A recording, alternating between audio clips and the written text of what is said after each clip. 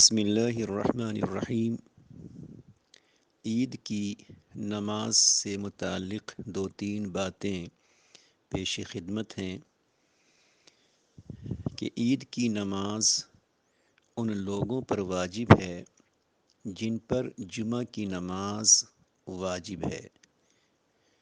جہاں جمعہ کی شرطیں پائی جاتی ہیں اور جمعہ کی نماز صحیح ہوتی ہے، وہاں عیدین کی نماز بھی واجب ہوتی ہے۔ جس جگہ پہ جمعہ کی نماز ادا کی گئی ہے شرطوں کے پائے جانے کے ساتھ، تو وہاں کے لوگ عید کی نماز ادا کریں۔ اب عید کی نماز ادا کرنے کے لیے ظاہر ہے کہ عیدگاہ میں نہیں جا سکتے، یا پھر مسجد میں جمع غفیر کے ساتھ ادا نہیں کر سکتے، تو اپنے گھروں میں ہی عیدین کی نماز عید کی نماز ادا کر سکتے ہیں، بلکہ شرطیں پائی جائیں تو کرنا چاہیے۔ ہاں، اتنا خیال رہے کہ آپ جس مکان میں ہیں اس کا جو اگلا حصہ ہے اس اگلے حصے میں پڑھیں، اور دروازہ اس انداز میں رکھیں کہ اگر کوئی آنا چاہے تو آ سکے، ممانعت رکاوٹ کی شکل نہ ہو۔ اس طرح آپ اپنے گھر میں عید کی نماز ادا کر سکتے ہیں، جس میں کم سے کم 4 بالغ مردوں کا ہونا ضروری ہے، ایک امام باقی 3۔ ان کے علاوہ گھر کی محرم مستورات بھی شریک ہو سکتی ہیں، بچے بھی شریک ہو جائیں۔ عید کی نماز کی شرط اگر کہیں نہیں پائی جاتی یا کسی وجہ سے پڑھنا ممکن نہیں ہے، تو پھر وہاں کے لوگ بوقت عید چاشت کی 2 بہتر ہے 4 رکعت ادا کر لیں۔ اللہ تعالیٰ اس نماز کی خاص برکتیں عطا کریں گے۔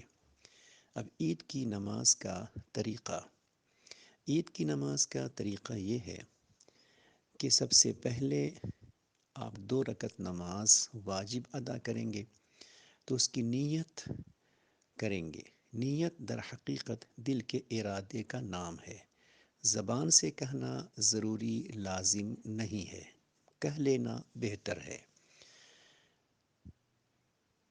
کہ میں 2 رکعت نماز عید الفطر واجب ادا کر رہا ہوں، زائد 6 تکبیروں کے ساتھ اس امام کے پیچھے، منہ میرا کعبہ شریف کی طرف۔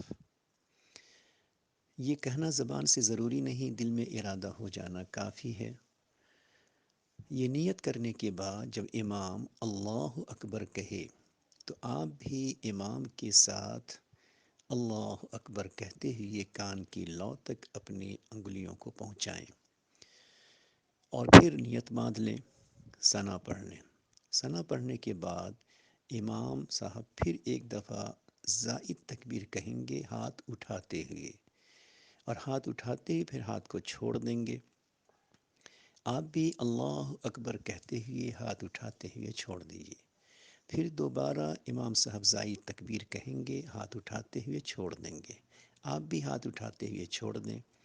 پھر 6 بارہ امام صاحب اللہ اکبر کہیں گے، اور پھر وہ ہاتھ باندھ لیں گے، آپ بھی ہاتھ باندھ لیں۔ اس کے بعد امام صاحب سورہ فاتحہ اور جو سورہ ان کو میسر ہو وہ سورہ پڑھیں، پھر رکوع کر لیں، سجدے میں جائیں، اور پھر 2 سجدے کے بعد کھڑے ہو جائیں۔ کھڑے ہونے کے بعد پھر امام صاحب سورہ فاتحہ پڑھیں گے، پھر کوئی سورہ پڑھیں گے۔ اس کے بعد پھر امام صاحب زائد 3 تکبیر کہیں گے، وہ زائد 3 تکبیر میں اللہ اکبر کہتے ہاتھ اٹھا کر چھوڑ دیں، پھر دوبارہ ہاتھ اٹھاتے ہوئے چھوڑ دیں، پھر 6 بارہ ہاتھ اٹھاتے ہوئے بھی چھوڑ دیں۔ جب چوتھی دفعہ امام صاحب اللہ اکبر کہیں تو چوتھی دفعہ میں بغیر ہاتھ اٹھائے ہوئے آپ رکوع میں چلے جائیں۔ اس طرح دونوں رکعت میں آپ کی 6 زائد تکبیر ہو جاتی ہے۔ خیال رہے کہ یہ 6 زائد تکبیر واجب ہے۔ اگر یہ زائد 6 تکبیر چھوٹ جائے تو اصل ضابطہ یہی ہے کہ سجدہ سہو واجب ہوگا۔ فقہاء کرام نے لکھا ہے کہ مجمع کثیر ہو، بڑا مجمع ہو، جمع کثیر ہو، انتشار کا اندیشہ ہو، تو پھر وہاں سجدہ سہو کا حکم ثابت ہو جاتا ہے۔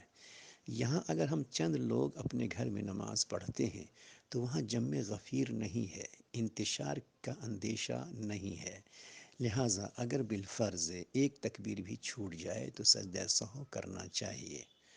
پھر اس کے بعد آپ اپنی نماز ادا کر لیں۔ نماز کے بعد پھر آپ کو 2 خطبہ دینا مسنون ہے۔